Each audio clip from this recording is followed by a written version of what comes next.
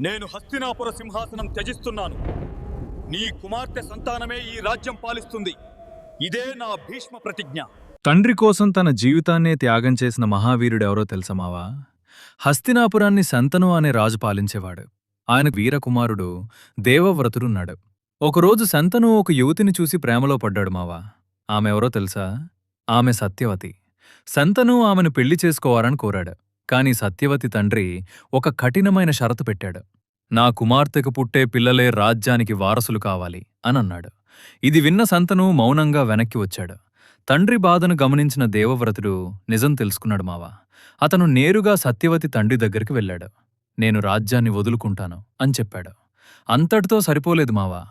నేను జీవితాంతం పెళ్లి చేసుకోను, సంతానం పొందను అని ఘోర ప్రతిజ్ఞ చేశాడు. ఆ రోజునుంచి దేవవ్రతుడు భీష్ముడుగా ప్రసిద్ధి చెందాడు మావా. అయితే భీష్ముడు ఇంకో పేరు తెలిస్తే కమెంట్ చేయండి మావా.